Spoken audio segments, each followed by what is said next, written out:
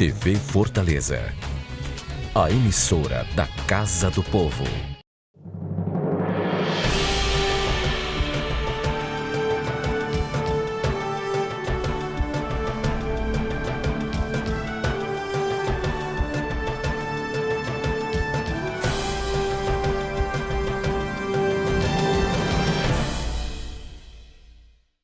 $14 milhões de desempregados, resultante da estagnação econômica do Brasil.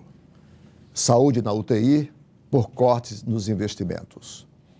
Professores, doutores, pesquisadores de mestrado, doutorado no Brasil e no exterior, ameaçados de não continuar seus estudos porque poderão não ter bolsas a partir do próximo ano. Pois é. Este é mais ou menos um retrato aligeirado da situação econômica do Brasil, sem se falar nos cortes para a ciência e tecnologia, ameaçando até aqui importantes projetos de pesquisas, especialmente na área do genoma humano e doenças tropicais que recrudesceram a partir de agora. Como se não bastasse tudo isto, o Supremo Tribunal Federal resolveu se autoconceder um aumento aos seus ministros, cujo efeito cascata em estados e municípios chegará a 4 bilhões de reais a partir do próximo ano. É para discutirmos estas e outras questões que estamos iniciando mais uma edição do programa Observatório pela TV Fortaleza, canal 6 da Multiplay. Para discutirmos este assunto do aumento do Supremo Tribunal Federal, aquele que devia dar o exemplo diante da realidade brasileira. Discutir sucessão presidencial e estadual, nós recebemos hoje para a nossa bancada os professores, doutores, Roberto Martins Rodrigues, que nos ajuda semanalmente aqui a refletir sobre os temas pautados, o professor Alder Teixeira, que também integra a nossa bancada, e o professor Martônio Monte Alverne, que também nos prestigia sempre fazendo essas reflexões. Eu sou Arnaldo Santos, peço a você, assinante, apenas um minuto para um rápido intervalo e já voltamos com Observatório.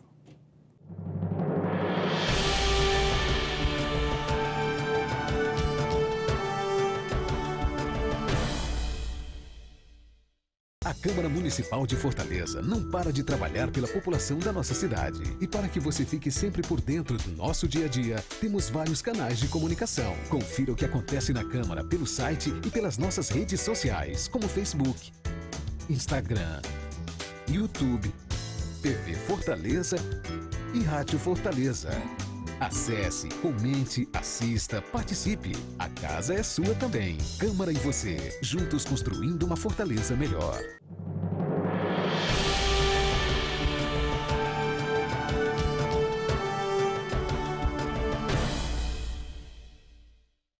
De volta com o primeiro bloco do programa Observatório pela TV Fortaleza, canal 6 da Multiplay. Para você, assinante que ligou agora, o programa recebe hoje as participações dos nossos debatedores, os professores Martônio Monte Alverne, Alder Teixeira e Roberto Martins Rodrigues. E vamos iniciar o programa com o tema que serviu de editorial de abertura, que foi a autoconcessão de aumento para o Poder Judiciário, ocorrido na semana que passou pelo Supremo Tribunal Federal e que tem efeito cascata para estados e municípios. Somente no âmbito federal, o aumento será de 1,4 bilhões e quando desce o efeito cascata para os estados e municípios, tem mais 2,6 bilhões. No total, senhores, são 4 bilhões de aumento para um país cuja economia está, como a gente citou, sem investimento para a saúde, 14 milhões de desempregados, ciência e tecnologia sucateada e parada, falta de bolsa para os estudantes de doutorado, mestrado e pesquisadores. Isso só para citar alguns dos mais emblemáticos, dos mais visíveis dos problemas. Professor Martônio Monte Alverne, o que lhe parece essa atitude do Supremo Tribunal Federal, a quem se esperava compreensão dessa realidade no momento? Olá, Arnaldo. Olá, meu mestre, professor Roberto Martins Rodrigues, professor Albert. Cumprimento a todos. Muito obrigado mais uma vez, Arnaldo, pelo convite para estar aqui.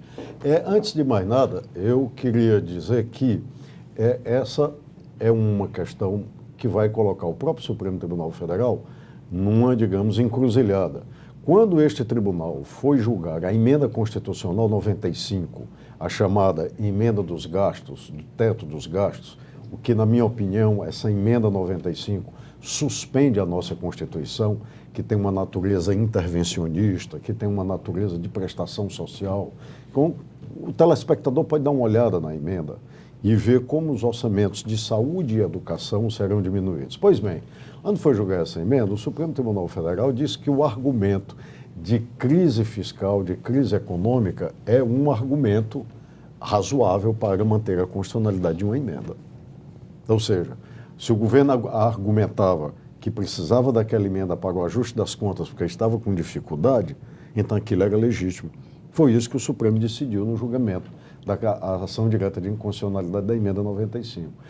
Quer dizer que isso vale para a saúde e a educação, mas isso não vale para o aumento que os próprios ministros colocaram no orçamento, na previsão orçamentária, e vão enviar para o Poder Executivo. É claro que isso é uma contradição do Supremo Tribunal Federal, tá? Numa situação dessas, né, com o patamar salarial que tem, óbvio que isso, evidentemente, desgastará o Supremo e o colocará nessa situação difícil de decisão. Professor Roberto Martins Rodrigues, com toda a sua larga experiência no mundo jurídico, professor, qual é da sua perspectiva, o que isto representa partindo da nossa Suprema Corte? Eu acho que o retrato que isso constrói é o retrato da maior parte do tempo brasileiro, a desigualdade social. Nós não enfrentamos isso, nós ficamos nos penduricalhos, nos galhos da árvore brasileira, mas nós não resolvemos a questão fundamental, que é a desigualdade. Eu vejo isso no prédio que eu moro. As pessoas não gostam. Então você quer dizer do fato da minha empregada estar na mesa do almoço da família. O aumento do Supremo Tribunal, autoconcedido pelos ministros, na sua perspectiva, então, agrava ainda mais essa desigualdade. É essa a sua percepção? Eu acho que agrava até do ponto de vista ético, moral. Porque quantas pessoas ganham realmente o salário mínimo? É um embuste. A maioria dos trabalhadores não ganha. Né? O INSS está aí mostrando que o problema da saúde pública continua grave, insolúvel. Tá?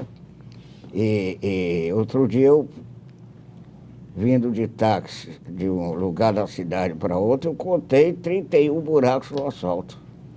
O asfalto é ruim? Não, eu não sei se é ruim, mas não há fiscalização.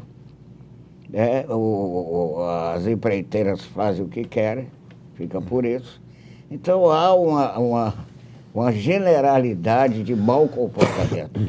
Alder, nessa perspectiva do que o Supremo acaba de nos impactar, vamos chamar assim, me ocorre aqui, o Supremo, como guardião da Constituição, está exatamente para coibir desvios, distorções de toda a ordem que possam ocorrer. O que o professor Martoni lembrou muito bem, a emenda 95, que estabeleceu o teto dos gastos. O Supremo, ao se autoconceder esse aumento, está, inclusive, em confronto com a emenda que ele aprovara quando o governo propôs. É estranho que quem deve corrigir distorções promova distorções. O que lhe parece? Arnaldo, é a desconstrução definitiva do ponto de vista ético do Supremo. O Supremo, que historicamente foi uma referência moral para os brasileiros, vem há pelo menos 3 ou 4 anos se desfigurando de forma entristecedora. O Supremo representa, do ponto de vista da renda, do poder de renda de cada um dos seus ministros, representa 1% dos brasileiros. o que significa dizer, sem meias palavras, que já é um segmento extremamente privilegiado do ponto de vista da sua remuneração.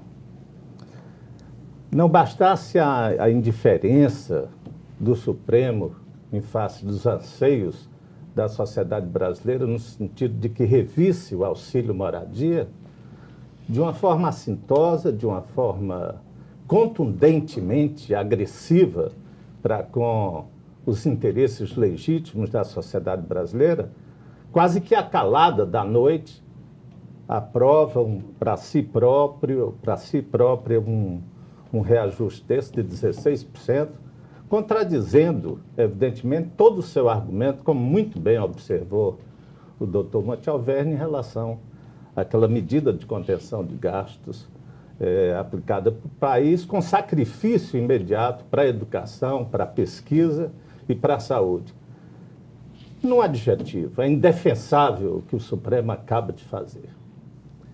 O argumento, ontem, risível, para ser educado, do ministro Lewandowski, professor Martoni, é de que o Supremo, primeiro, já tinha previsto que esse aumento sairá do corte dos investimentos para a TV Justiça.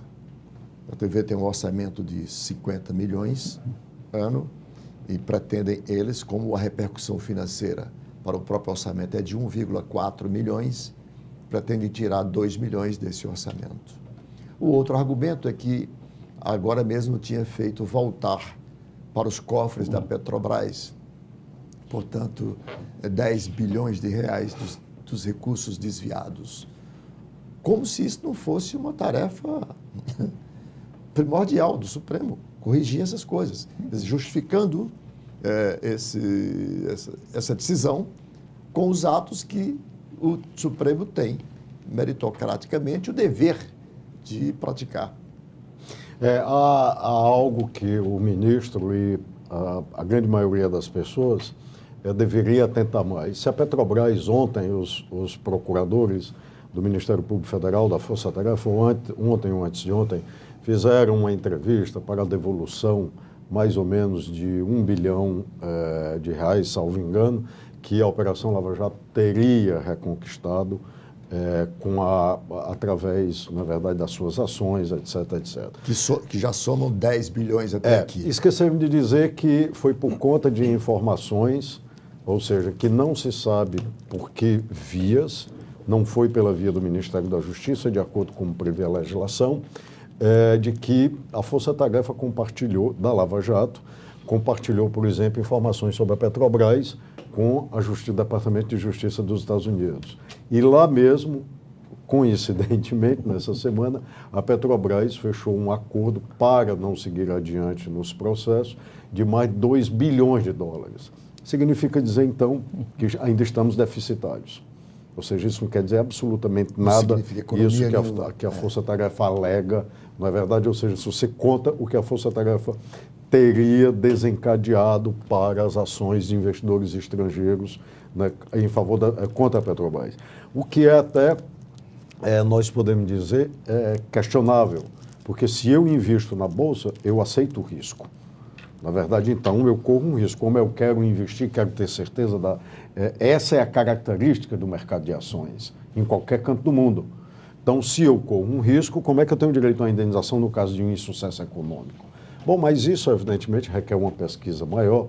Então, só por esse detalhe, né, pela questão deste acordo celebrado nos Estados Unidos, que obriga a Petrobras a pagar essa grande fortuna, fora o que ainda virá, então isso invalida, creio eu, esse festejo, né, da chamada força-tarefa da Operação Lava Jato. Agora, eu queria, Arnaldo, também dizer, claro, eu sou a favor de que deputados, de que senadores, políticos, magistrados, são pessoas que estão sujeitas a pressões que nós não estamos. Evidentemente que tem que ter um bom vencimento. Agora, isso não pode, na verdade, ultrapassar essa fronteira do razoável e ser como nós temos aqui no Brasil. Você falou aí da ciência e tecnologia. Quando nós comparamos, não é só aqui no Brasil que tem isso, um vencimento de um professor, doutor, digamos, do INPE, do Instituto de Pesquisas Espaciais, que se doutorou, chegou aos 55, 60 anos, com o salário de um magistrado. é uma opção que o país faz. A ciência e tecnologia está lá na nossa Constituição, professor, né? O professor Roberto sabe, foi quem me ensinou isso, no artigo 219. Ou seja, a ciência e tecnologia, não se há notícia de um país que não tenha se desenvolvido e que não tenha feito pesados investimentos na ciência e tecnologia. O Ciência Sem Fronteiras foi uma decisão política do ex-presidente Lula, da então presidenta Dilma Rousseff, para colocar mais de 100 mil alunos brasileiros estudando no exterior, coisa que Índia, China e Coreia já fazem há 30 anos. Por isso que tem a indústria que tem. Todo mundo diz, tem muita gente que era para fazer, passear, para fazer. Sim, isso tem. Em qualquer canto do mundo isso tem. Claro. Mas o grande investimento que estava se fazendo e que se interrompeu. E vai se interromper. Eu sou professor universitário, eu vejo a angústia de pesquisadores de todas as áreas, ou seja, que agora estão absolutamente perdidos com esse corte criminoso que acontece na ciência e tecnologia. E isso fortalece a dependência econômica, a dependência tecnológica de qualquer sociedade. Quem atua no âmbito de CNPq, de CAPES, das agências de fomento, a gente percebe que se tem. Ou seja, isso é inaceitável que nós tenhamos retrocedido antes da década 90, dos anos 90, nos termos de incentivo e de fomento à ciência e tecnologia. Bom, a produção já me avisa que a gente tem que encerrar esse bloco. Eu queria, então, deixar colocado para o segundo bloco a sucessão presidencial. A campanha começou, já se teve o primeiro debate entre os candidatos e eu gostaria de colocar isso para que nós pudéssemos analisar no bloco seguinte. Um instante só e a gente volta.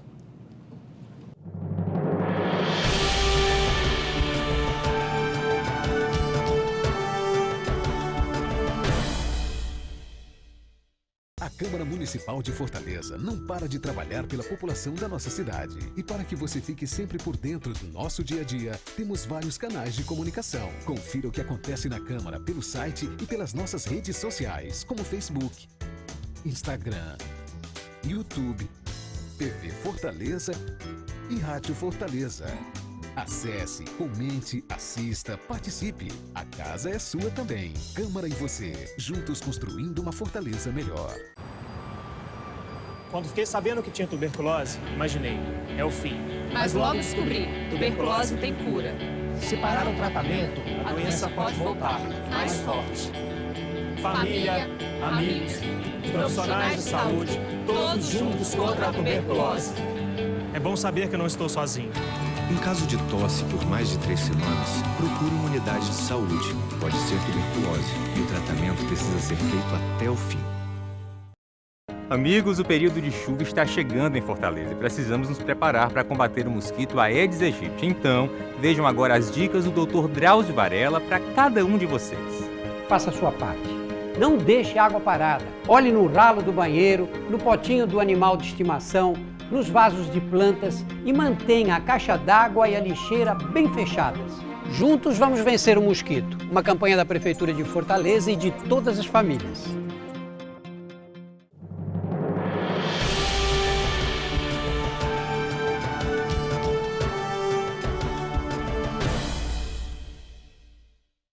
Estamos de volta com o segundo bloco do programa Observatório pela TV Fortaleza, canal 6 da Multiplay. Para você, assinante que ligou agora, o programa recebe hoje as participações dos nossos debatedores, os professores Alder Teixeira, Roberto Martins Rodrigues e Martônio Monte Alverne. Discutimos no primeiro bloco o aumento para a magistratura brasileira a partir da decisão da autoconcessão de aumento do Supremo Tribunal Federal e sua repercussão no efeito cascata que isso vai ter. E proponho, a partir de agora, que a gente inicie a discussão sobre a sucessão presidencial.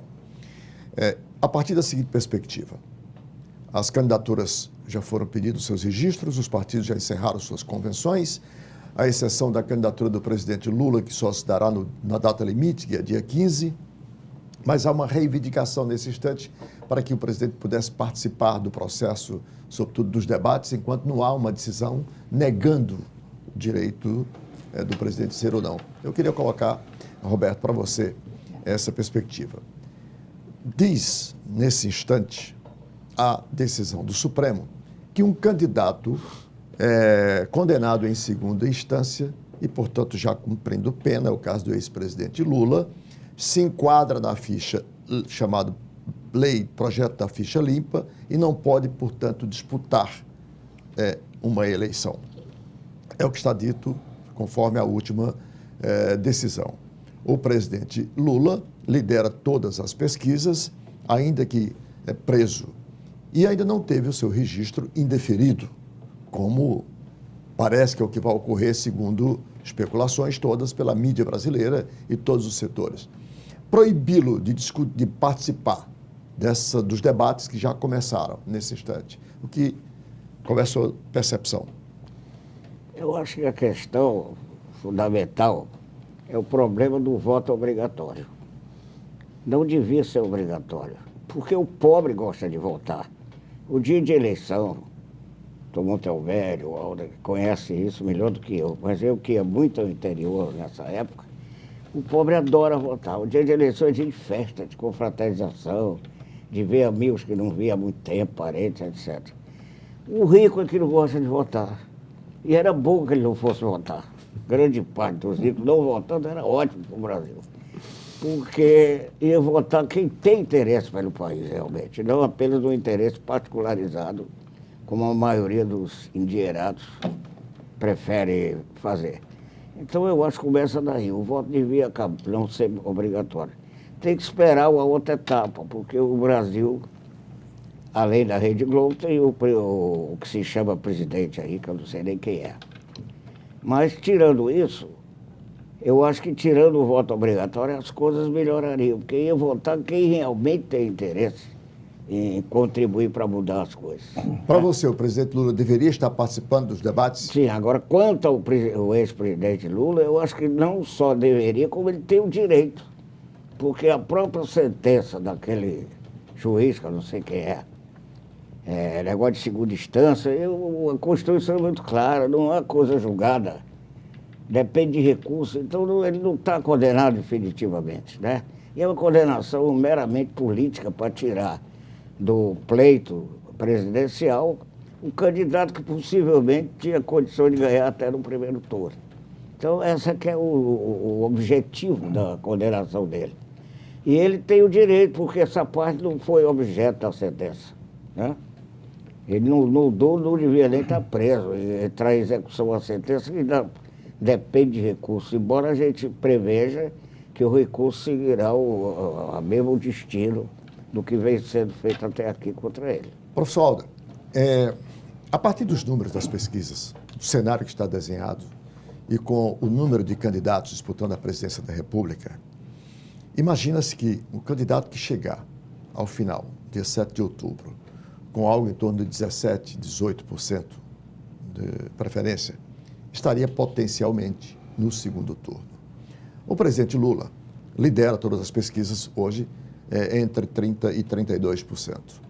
É presumível, segundo a análise dos maiores cientistas políticos do Brasil, que em se tratando do ex-presidente Lula, quem tem 32% de preferência, na circunstância que se encontra, há uma tendência, há um poder em potencial de transferir pelo menos esses 17% para o seu candidato. Seu candidato é o ex-prefeito de São Paulo, o ex-ministro Haddad, portanto, uma pessoa que, inclusive, fez um governo bem avaliado quando deixou a prefeitura em São Paulo. E um ministério exemplarmente bem conduzido. Isso. Né?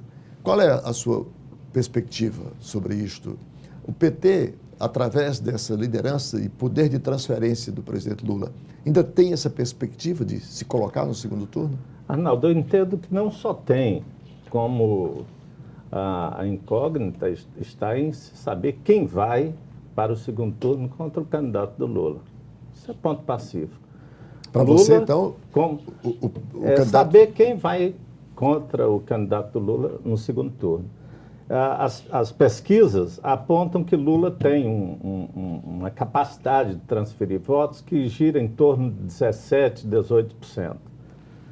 Isso quando ainda não está caracterizado o seu afastamento definitivo do processo.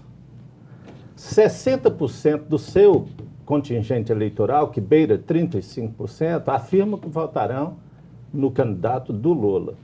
Então, numericamente, as coisas se caracterizam como uma ida do candidato do Lula para o segundo turno. E eu acho, nesse sentido, me permito até precipitar uma previsão pessoal minha, me desculpem a subjetivação, acho que vai dar outra vez PSDB e PT. A polarização. Professor Martoni Monteverde, qual é Eu a também sua? acho que sim, nós teremos mais uma vez essa polarização. Agora, Arnaldo, todos nós sabemos por que é que o presidente Lula foi condenado. Num processo frágil, sem provas, né, absolutamente fora daquilo que se chama da linha do Estado de Direito, o presidente Lula foi condenado para não poder disputar a eleição.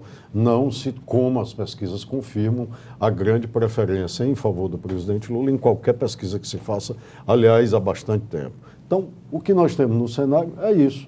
Ou seja, é uma eleição para tirar o ex-presidente Lula da disputa. Ou seja, e para isso, lança-se esses métodos. O golpe é evidente. Como o próprio presidente Lula disse, vocês acreditam, por acaso, que vão tirar uma presidente legitimamente eleita sem crime de responsabilidade para que eu voltasse 2 anos depois? É óbvio que esse conglomerado parlamentar, midiático, judicial, etc., não permitiria, claro, vai fazer de tudo para que o presidente Lula não possa disputar as eleições. Então, eu acredito também, compartilho inteiramente né, dessa posição, e acho que a capacidade do ex-presidente, ela se dá não é por outra coisa, ela se dá pela figura dele, pelo governo dele, objetivamente. E o governo do Lula foi o governo mais conciliador que teve. Ou seja, foi um governo onde banqueiros, onde capital financeiro ganhou, todo mundo ganhou, e um pouco do excedente que tinha, o presidente Lula utilizou isso para amenizar essa situação perversa de miséria de grande parte da nossa população. Qual é o mal que se tem nisso? Não tem nenhum. Então, nesse sentido, eu até compartilho com os ideais spinozianos, é uma questão de afetos. Ou seja, a pessoa, o europeu que chegou aqui há 300 anos para escravizar índios e negros, ou seja, se sente profundamente incomodado, né, quando vê classes tradicionalmente tidas como subalternas tendo um mínimo de acesso. Ou seja, é uma questão de afetos isso. Então, como é que queria que um homem desse não tivesse um forte apelo social? Deixa eu colocar aqui uma contradição. O PTB, que foi oriundo da cabeça do Getúlio, mas auscultando uma grande parte da população.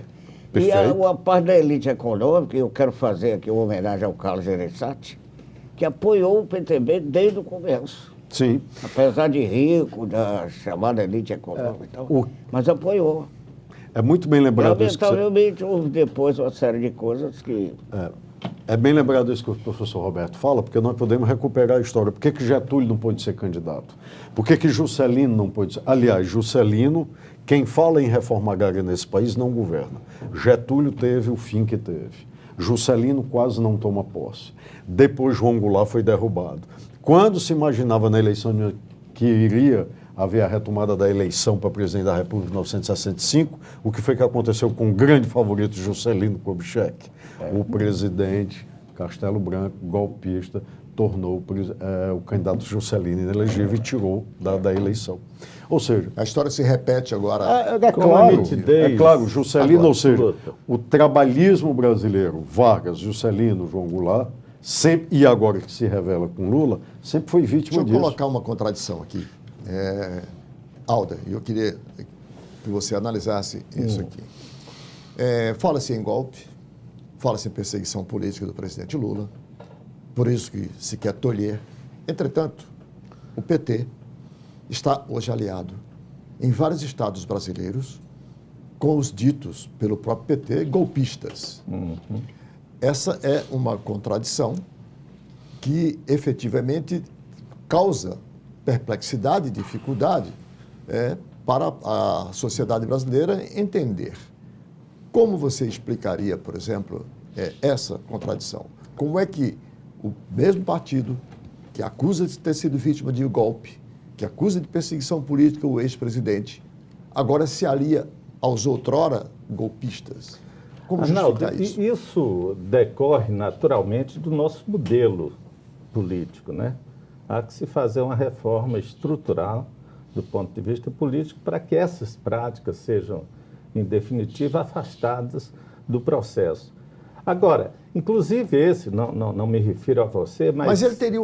Mas esse discurso que você coloca no bojo da sua pergunta, é um discurso que, inclusive, está sendo apropriado pela direita. Mas é porque não dá para não ver. Não, querido, não se mas- pode fechar os olhos ao Mas o fato. que querem, e historicamente se quis, é que os outros pudessem lançar mão de todos os mecanismos possíveis e imagináveis. O PT não, porque era o partido purinho, etc. e tal. Essa é uma Que forma, ele se colocou como essa tal. é uma forma elegante de querer o PT fora do processo. Mas quem se Na colocou medida pra em que o sociedade PT joga puro- com as armas do jogo, ele está sendo condenado. Nós não podemos, intelectualmente, construir reflexões tomando 2 pesos e 2 medidas. Se a prática é essa, o presidente Lula, até a sua 3ª candidatura sem sucesso, era um defensor intransigente dessa prática pura. Mas chegou um momento que ele disse, eu saio do processo, porque essa correlação de força jamais permitirá que o Partido dos Trabalhadores chegue ao poder. Professor Martoni, Isso faz parte disso que se chama de Estado, né, de governabilidade, essa necessidade que você tem de ter o Congresso do seu lado, ou então você não governa. Enquanto isso persistir, seria uma inocência do Partido dos Trabalhadores não jogar com esse instrumental para tentar definitivamente derrubar esse esquema e essa elite que o sustenta. Sistema Ou nosso de qualquer, gera isso. não só essa uma posição distinta dessa aqui que o professor Alba descreveu muito bem, seria de um idealismo ingênuo e imaginar aí uma posição não realista. Por exemplo, o candidato, e aqui ninguém duvida, na verdade, da sinceridade da posição não golpista de Ciro Gomes. Mas o candidato Ciro Gomes procurou os do Democrata, procurou o chamado Centrão, ou seja, que são pessoas, que são partidos políticos, agremiações político-partidárias, fortemente envolvidas com o golpe. Não deveria procurar? É óbvio que deveria procurar. A base aliada do PT, a base aliada do presidente Lula, a base aliada do PT em qualquer governo, ela contou com várias figuras que apoiaram a ditadura militar. A realidade parlamentar, ou seja, daquele jogo de disputas que você tem para aprovação de medidas, ela se dilui nesse sentido, Arnaldo. Então eu creio, eu compartilho inteiramente, eu acho que seria o PT ir buscar outras armas que existam onde? No paraíso, talvez, Mas sabe o que eu mas não acho? sob a terra. Isso é gerado... O PT e qualquer outro partido político é perfeitamente legítimo a Marina da Silva, Ciro Gomes buscarem. Sim, mas é a nossa forma, professor Roberto. O presidencialismo de colisão. É o nosso sistema deficitário, é o nosso sistema deficitário, é esse sistema. Isso tem em outros países também. Isso tem em outros países. A coalizão que atua, uma enorme dificuldade que a chanceler alemã Angela Merkel teve para formar governo, para evitar um assalto ao poder dos novos nazistas. Ela se apoiou ao arqui-inimigo dela, o Partido Social Democrata, que, por sua vez, se apoiou a seu arqui-inimigo, a democracia cristã. Doutor Martoni, se o senhor me permite, o Arnaldo, está vendo até uma coisa muito, muito nítida, muito evidente para quem tiver um mínimo de sensibilidade política. O Bolsonaro, dentro do seu contingente de eleitores, ele tinha uma porção, uma fatia expressiva de que não era de extrema direita, digamos. Estava ali porque estava contra Lula. Na medida em que, pelas regras do jogo, o Alckmin tende a crescer, essa elite está saindo de Bolsonaro e voltando para Alckmin. Essa mesma elite que condena o PT por fazer coligação, mas que está deslizando para apoiar um candidato que fez, esse sim, a coligação mais condenável que pode existir. Com o que existe de pior no Congresso, que é o Centrão. Sendo um raciocínio de direita, ou de centro, ou de esquerda,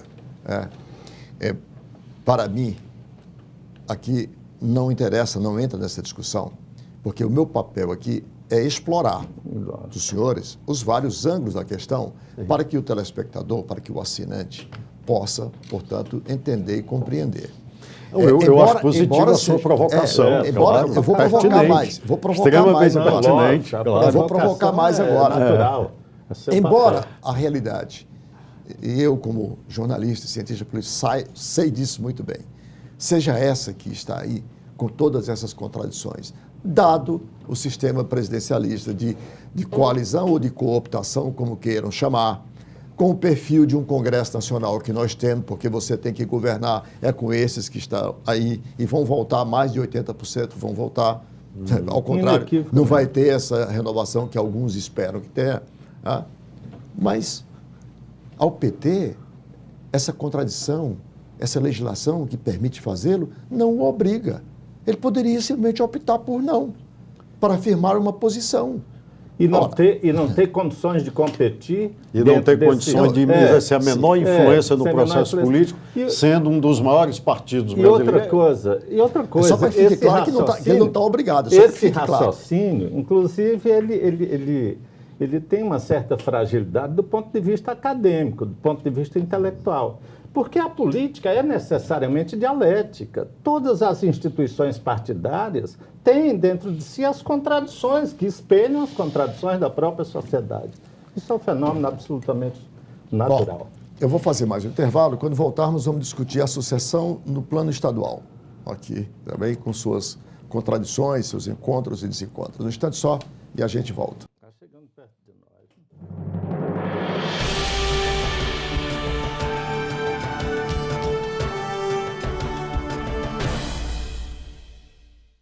A Câmara Municipal de Fortaleza não para de trabalhar pela população da nossa cidade. E para que você fique sempre por dentro do nosso dia a dia, temos vários canais de comunicação. Confira o que acontece na Câmara pelo site e pelas nossas redes sociais, como Facebook, Instagram, YouTube, TV Fortaleza e Rádio Fortaleza. Acesse, comente, assista, participe. A casa é sua também. Câmara e você, juntos construindo uma Fortaleza melhor.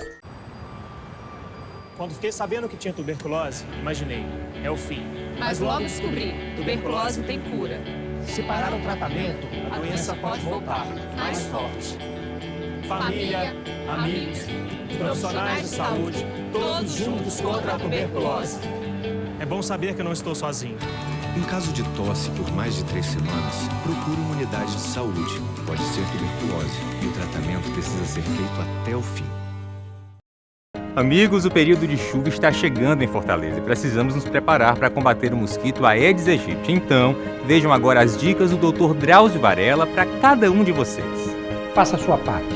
Não deixe água parada. Olhe no ralo do banheiro, no potinho do animal de estimação, nos vasos de plantas e mantenha a caixa d'água e a lixeira bem fechadas. Juntos vamos vencer o mosquito. Uma campanha da Prefeitura de Fortaleza e de todas as famílias.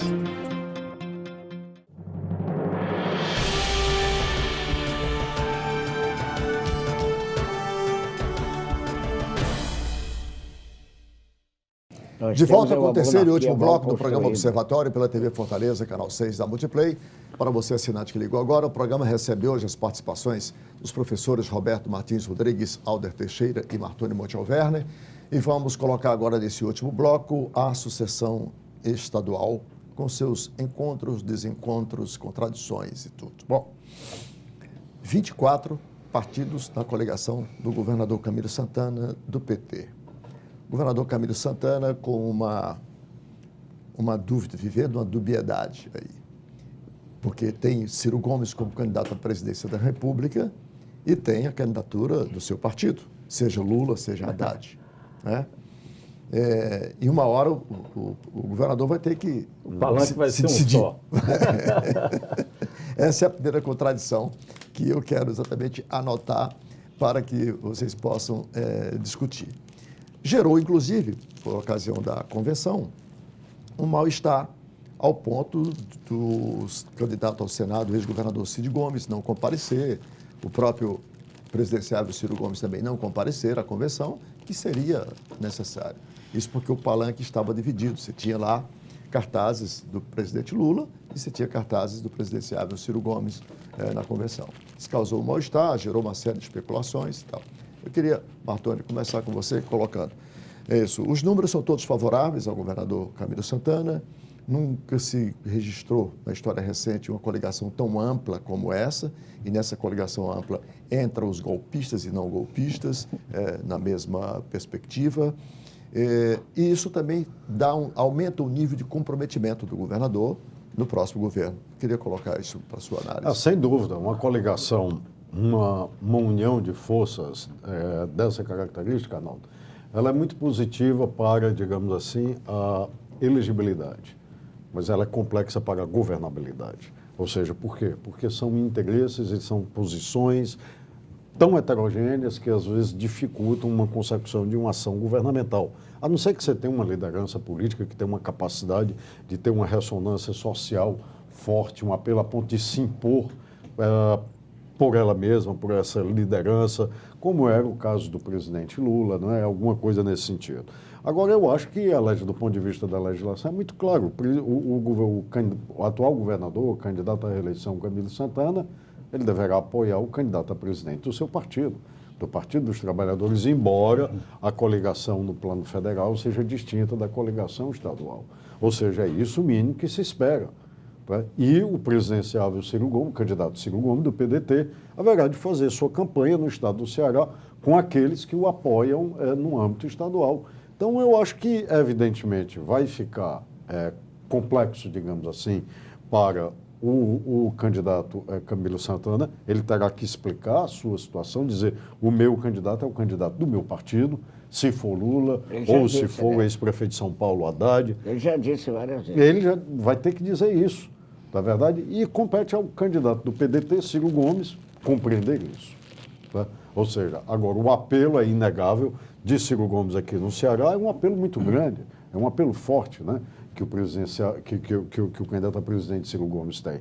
Então, eu acho que vai ser uma campanha diferenciada, mas essa distinção, eu creio que haverá de ser feita, né? Eu diria até mais, eu diria que o eleitor fará essa distinção. Bom, como tudo que está ruim pode ser piorado ainda um pouco mais, eu vou piorar um pouquinho mais essa contradição.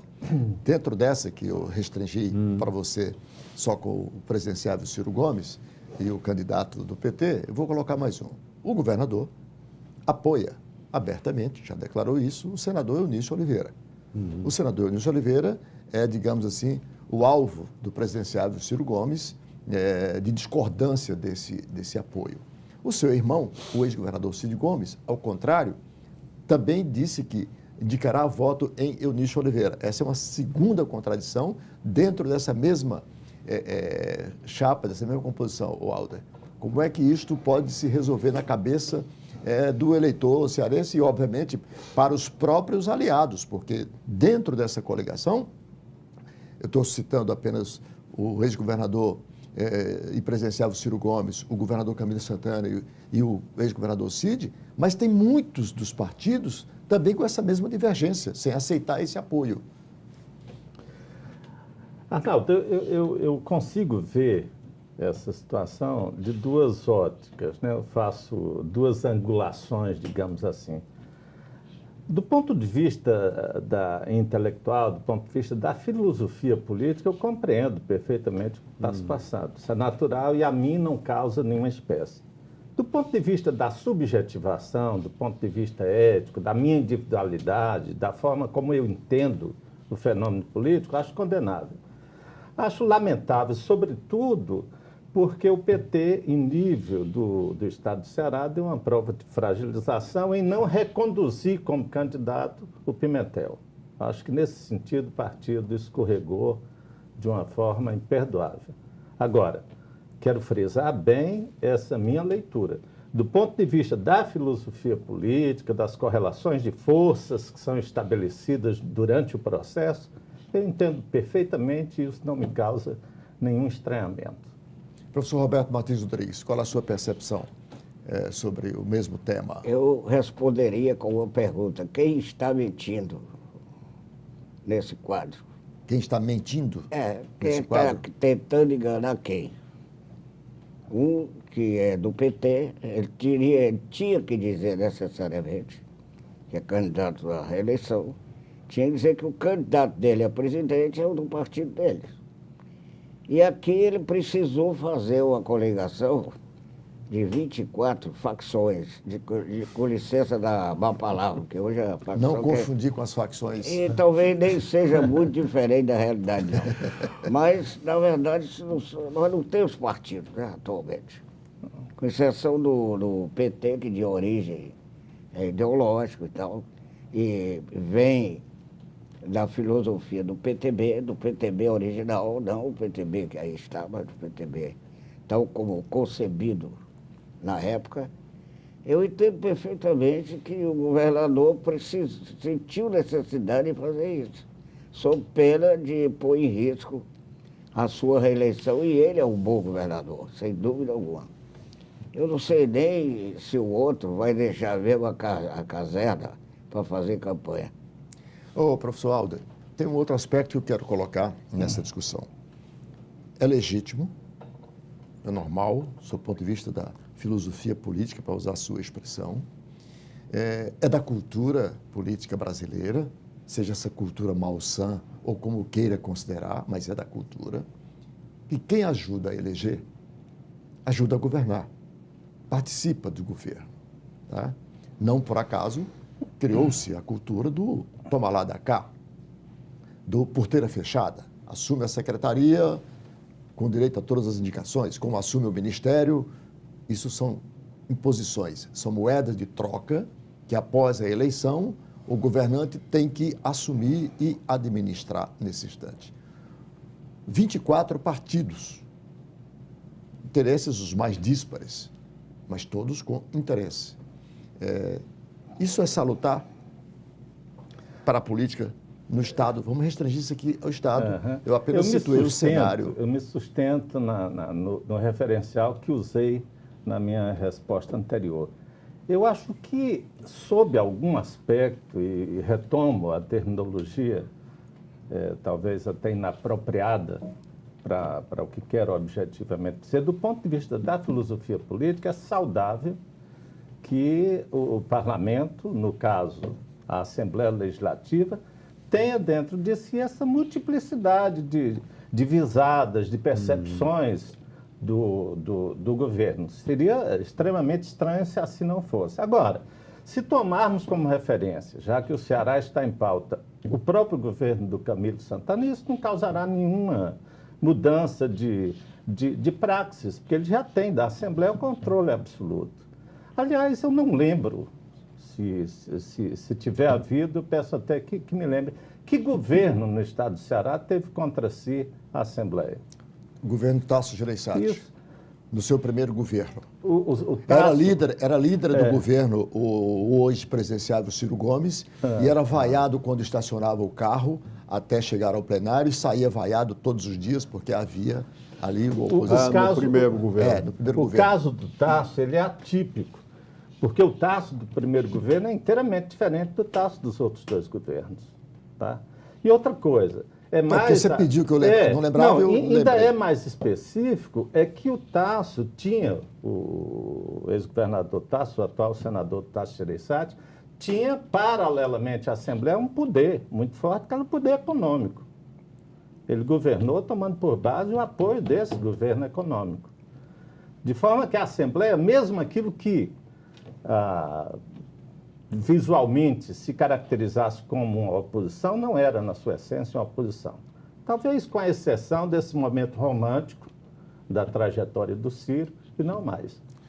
Professor Martoni Montealverno, o mesmo tema, para que você coloque um outro aspecto. Eu concordo inteiramente com o professor Alber, no sentido de que, claro, nós entendemos isso, a história e a filosofia explicam isso, possui explicações para este aspecto, evidentemente, não é, dessa composição de alianças, e eu acho que um ou outro, como você falou, dissenso em torno, não é, do apoio à candidatura do senador Eunício Oliveira, para mim, na verdade, não passa de um jogo de cena, porque, na verdade, a coligação apoiará para o Senado Cid Gomes e Eunício Oliveira.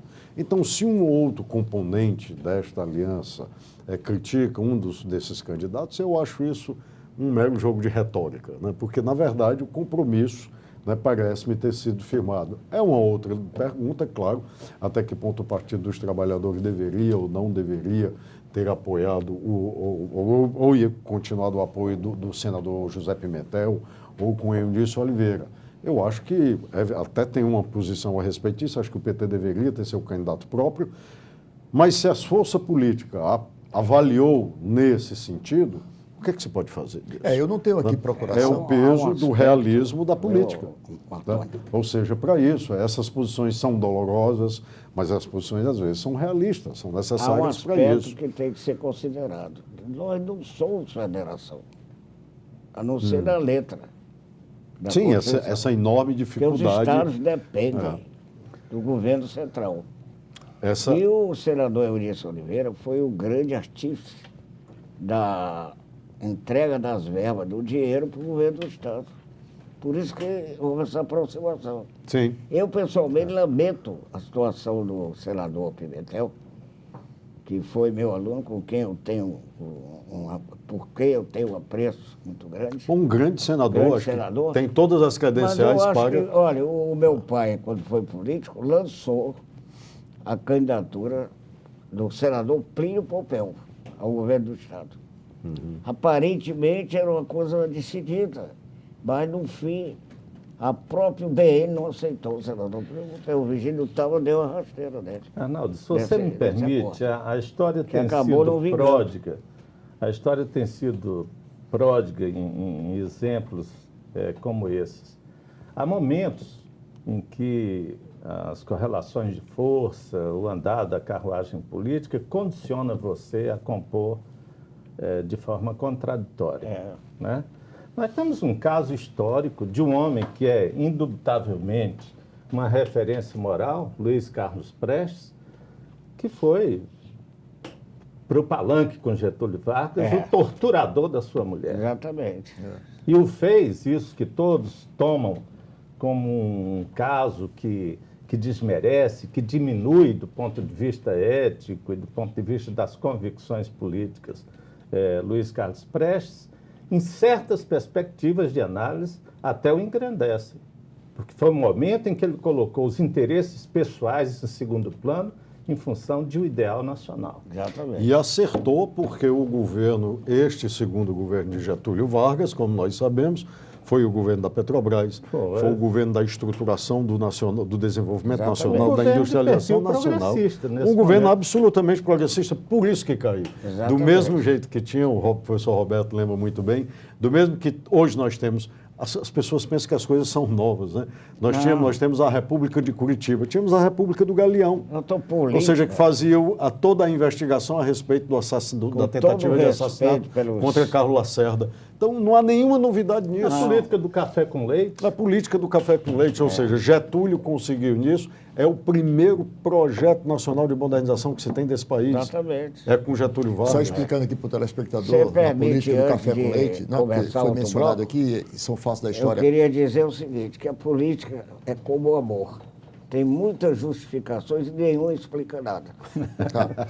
A política do café com leite, só para poder explicar para o assinante, porque assinantes mais jovens, obviamente, no Minas Gerais e São Paulo, lá na Primeira República, combinaram e disseram, bom, a partir de agora, elegeremos um presidente de Minas, portanto, do leite, e um presidente de São Paulo, portanto, do café. Um pacto de oligarquias atrasadas. Um pacto de oligarquias atrasadas e um pacto que era incapaz de desenvolver um projeto nacional. E o Getúlio foi com a Revolução de 30 que rompeu com isso e, claro, nós temos o Brasil. Eu quero lembrar aqui que o Zé de Alencar, empresário, foi vice do Lula. E agora o filho dele está sendo super cortejado e não aceita. Aliás, Arnaldo, se você me permite aqui rapidamente, quando você falou do aumento dos vencimentos dos magistrados, né, e me ocorreu este aspecto, o Roberto pode me corrigir, que ele é professor disso, se eu estiver errado. Você sabe por que antigamente o professor do liceu ganhava bem, o professor universitário não era, até os anos 50, até os anos 60, por conta de quê? Por conta do DASP, do Departamento da Administração do Serviço Público, que Getúlio Vargas fez para profissionalizar a administração pública. Quando é que isso acabou? Quando isso acabou com o Decreto-Lei 200 dos militares de 1967, aquelas categorias que tinham força política perante um governo ditatorial se impuseram. Advocacia Pública, Ministério Público, magistrados, e se formou, então, este abismo dessa distorção salarial que nós temos hoje. Até nisso, Vargas soube fazer. Por quê? Porque todas as carreiras estavam estruturadas no DASP. Não havia um abismo de vencimento entre as carreiras e outras. Acabou o DASP, começou essa tragédia.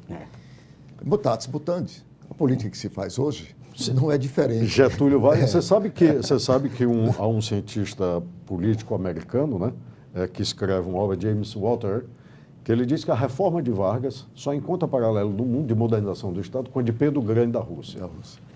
E ele esteve aqui para isso. The Minute Times. Eu anuncio aqui, que já se encontra nas melhores casas do ramo, como diria os reclames, a revista editada pelo Mino, todos nós conhecemos, é o grande artista, o grande chargista que nós temos no estado do Ceará, e que nos brinda aqui com mais um exemplar da sua última edição dessa revista, e que vale a pena ser lida, porque tem artigos muito interessantes, inclusive do professor Alder, que é um dos articulistas e compõe, portanto, a equipe editorial da revista. Com essas colocações, agradecendo aos professores Roberto Martins Rodrigues, Alder Teixeira e Martônio Monte Alverne pela aula de História Política e Filosofia Política aqui no programa. Agradecendo em especial ao nosso assinante com um convite para o próximo Observatório. Muito obrigado e até lá.